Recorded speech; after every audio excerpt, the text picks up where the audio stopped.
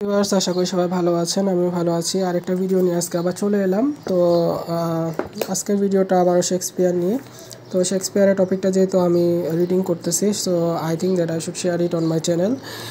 And I don't know how much I can share my voice in this channel. I have no idea, but I think that if you understand my video, please like, comment and share and subscribe my channel too. So বেশি কথা না বলে আমি আজকে চলে যাচ্ছি William শেক্সপিয়ারের কোন বিষয়টা পড়বো, সেটা হচ্ছে as you like it. As you like it. তো তার আগে আমাকে অবশ্যই অ্যাজ ইউ লাইক ইটের চরিত্রগুলোকে জানতে হবে। আমি এর আগেও একটা ভিডিওতে আপনাদের সাথে শেয়ার করেছিলাম মাই previous video. You can see something the topic as you like it. I make a note like this topic. এভাবে একটা নোট করেছি, যেমন অ্যাজ ইউ লাইক ইট, তার যে ক্যারেক্টারগুলো সেগুলো আপনারা আইডেন্টিফাই করতে পারবেন। Rosalind Celia Touchstone Oliver Orlando Charles Duke Frederick Duke Senior. Rosalind Celia Touchstone Oliver Orlando Charles Duke Frederick Duke Senior. Actually I read it all day, that's why I got it. So এইভাবে মুখস্থ করে ফেলতে পারবেন। Rosalind Celia Touchstone Oliver Orlando Charles Duke Frederick Duke Senior As you like It লিখে Rosalind Celia Touchstone Oliver Orlando Charles Duke Frederick Duke Senior. Rosalind Celia Touchstone Oliver Orlando Charles Duke Frederick Duke Senior. Rosalind Celia Touchstone Oliver Orlando Charles Duke Frederick Duke Senior. As you Like ইটের যে টপিকগুলো আছে সেগুলো হচ্ছে Rosalind Celia Touchstone Oliver Orlando Charles Duke Frederick Duke Senior. Rosalind Celia Touchstone Oliver Orlando Charles Duke Frederick Duke Senior. এভাবে মুখস্থ করবেন।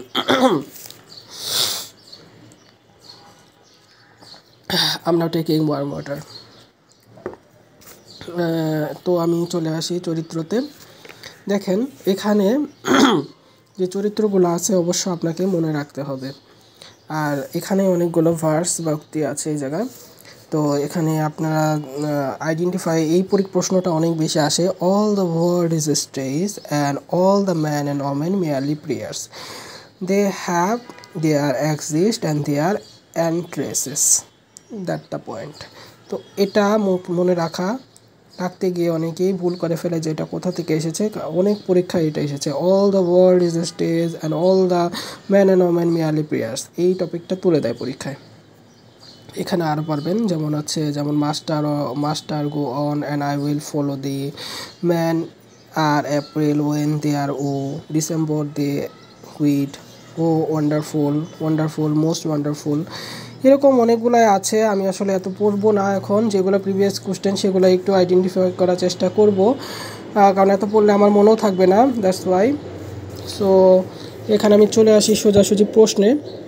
যেমন প্রথমে এখানে দিয়েছে, আপনাকে প্রথমেই জানতে হবে ট্র্যাজেডি কোনটা। তো একটা ছন্দ আছে, সেটাতে আইডেন্টিফাই করতে পারবেন যে ট্র্যাজেডি কোনগুলো, কোনটা কমিক ট্র্যাজেডি, কোনটা কমেডি, দ্যাটস ওয়াই। তো এখানে আপনারা জানতে হবে যে one of the following plays not a tragedy. তো কোনটা ট্র্যাজেডি নয়। তো as you like it is not a tragedy. As you like it is not a tragedy. তারপরে আসি আমরা, যেমন হচ্ছে কমেডি।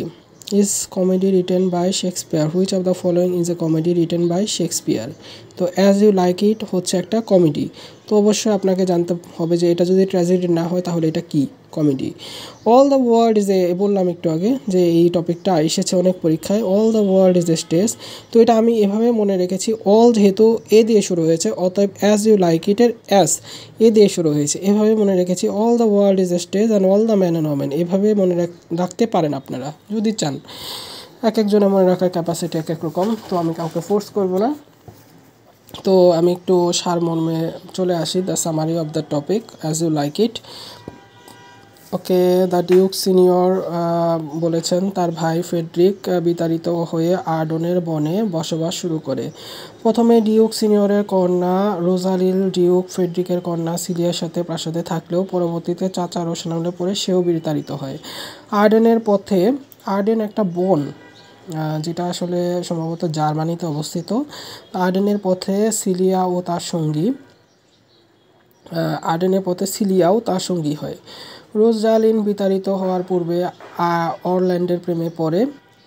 এবং রোজালিন সিলিয়া ছদ্মবেশে অর্ডনের জঙ্গলে পৌঁছায়। সেখানে ডিউক সিনিয়র তার সঙ্গী সহ বসবাস করছে। সম্পত্তি লোভী অলিভার তার ছোট ভাই অরল্যান্ডকে পুড়িয়ে মারা ষড়যন্ত্র করে।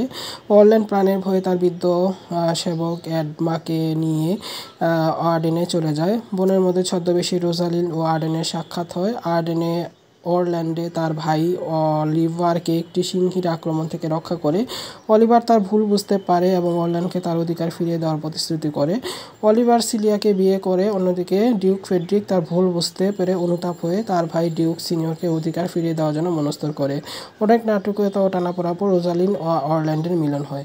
দেখেন এখানে যে কবিতা মানে টপিকটা আছে এটা অনেকটাই মানে সংক্ষিপ্ত করে দিয়েছে। এত সংক্ষিপ্ত আসলে টপিক হয় না, তো অনেকটাই দিয়েছে। অনেকে বুঝতে পারবেন, নাও বুঝতে পারবেন। তো আমি এটুকু বলবো যে এতটুকু মনে রাখার আপনি যদি মনে নাই রাখতে পারেন অবশ্যই ক্যারেক্টারগুলো মনে রাখেন। তো ক্যারেক্টারগুলো is very important for upcoming any competitive exam. So and some verse, এখানে কিছু উক্তি আছে, you have to got it, you have to catch it and you have to identify it in the exam. That's why. So I would say everybody that I will now closing my video. If you like my video, please like, comment and share and subscribe my channel. Thank you everyone.